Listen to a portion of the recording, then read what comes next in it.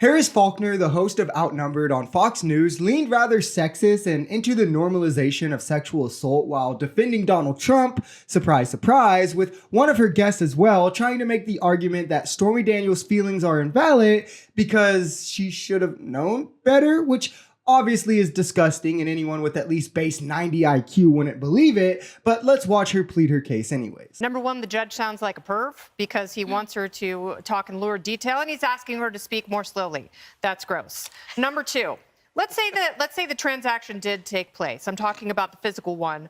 Her being surprised that she was going to a hotel room alone with a man to have body congress is like Pete Sampras being surprised at being invited to a tennis court and you want to see his serve. And then he says, I started shaking when I saw a tennis racket. I didn't know what to do with it. It's like, bro, you've won 17 majors. This is all ridiculous. The judge wants her to speak slow and in detail for the jury. He doesn't want her to do it graphically about the encounter. He's explicitly said they don't need to do so, and that if too much was said, it was on the Trump team for not objecting where they could have and didn't. Second, they're saying that because Stormy does this on camera, in a very controlled environment, might I add, where she knows everything that's going to be said, everything that's going to be done. There's no power imbalance. She could take breaks, cut, etc. Because she does that, she couldn't possibly feel uncomfortable next to a very powerful man, wealthy man, taking his clothes off in front of her. And as to the, you went to the hotel room, you should have known better line.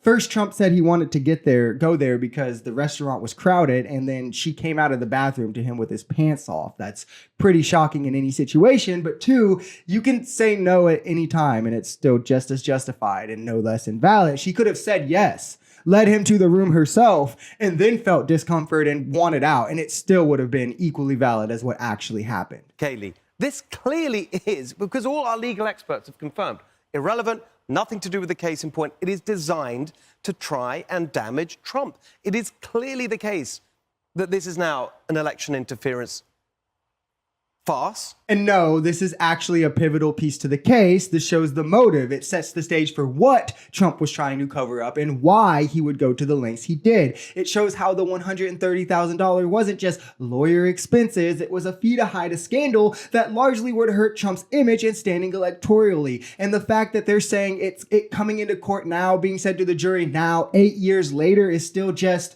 to hurt him, even more so proves the negative effect it would have had it came to light in 2016, thus Trump's need to hide it. And doing so with campaign funds without disclosing exactly what you're using them for and labeling them fraudulently as something else to even further hide it is a crime. And if Fox News actually did journalism and followed the case, they would see how it's all connecting. But instead, they just go by the talking points. And with Cohen coming to the stand this week, it really might be the final nail in the coffin for the Trump team.